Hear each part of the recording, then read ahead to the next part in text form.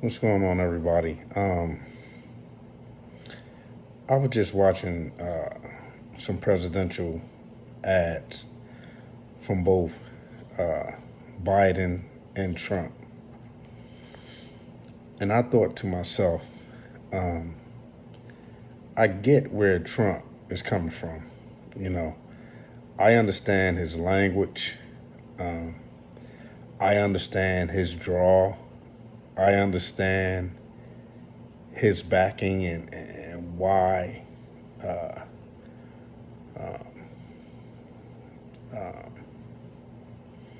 the following that he has is backing him, especially when he makes the claim that we're going to make America great again. Um, Nobody's a fool. You know exactly what he means when he says that and who he's directing that to. He's directing that mainly towards whites who believe that they have lost their privilege or their privileges and seek to have them restored. They're tired of having to give up being first and getting jobs and getting being first and getting everything because this is a system that puts them first and has, and they've enjoyed that for many centuries. So I get Trump, but who I don't get Biden and the Democrats. I don't get them.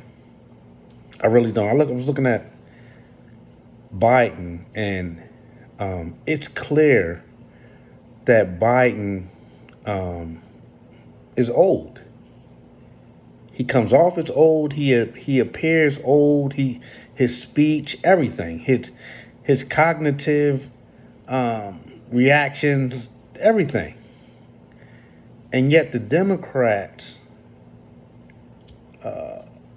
kept him as their main candidate to go back up against Trump, not trying to pick somebody more vibrant and vitalized or revitalized who could go up against Trump and possibly make Trump appear to be old. I remember when Obama first became president, and there was a Democratic president, there was a Democratic House, and there was a Democratic Senate. And don't you know they had failed to pass Obamacare? They were afraid to appear aggressive in power. Whereas though if that was a Republican president, a Republican House, and a Republican Senate, they would have did just about anything that they had set out or whatever their agendas was, or is at that time. And so this shows the skittishness and the weakness of the Democratic Party. They always want to come off as being civilized, as you would call it, or logical, or however they would like to appear. Whereas the Republicans will take off their gloves and do whatever it takes, even to the point of violence. And I mentioned this because I asked myself, why did they keep Biden as their main candidate? And I asked myself, why didn't they impeach Trump to disqualify him from even running again, especially after January 6th? And it hit me that the Democrats are so weak and they enjoy their power. They enjoy the democratic system that provides them, right, the place in society and in role that they have. even to the point where as though they will compromise. They will compromise minorities, blacks, Latinos, anybody else, right? To keep that status. And I'll give you an example. There was a compromise in 1877. Some people call it the Great Negro Betrayal.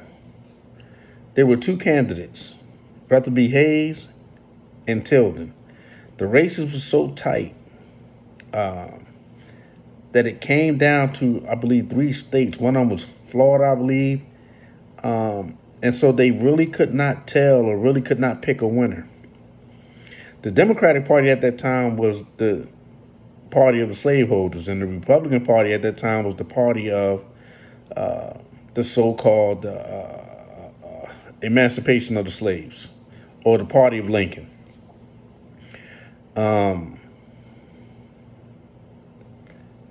The Democrats, the white Southerners said, listen, we'll concede and let Rutherford B. Hayes be the president, but we have one condition. To the so-called Republicans or the Emancipation Party, they said, take those federal troops out of the South and let us have our way and our retribution and our anger with our former slaves. That was the compromise. And out of that was born Jim Crow, KKK, great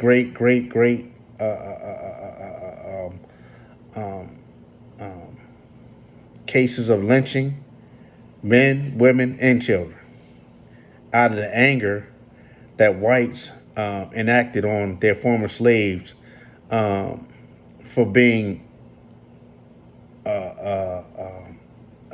or wanting or having the God-given right to just be free. And so I thought about it and I said to myself, that's what the Democrats are doing in this current election cycle.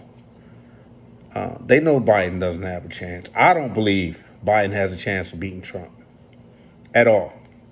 And I think they're gearing up for Trump to be the president again. And I think they are avoiding the mass, or they believe the mass violence and chaos that will come if Trump doesn't win. And he's made these threats. He said there will be, there's going to be great violence here. There's going to be violence if I don't win.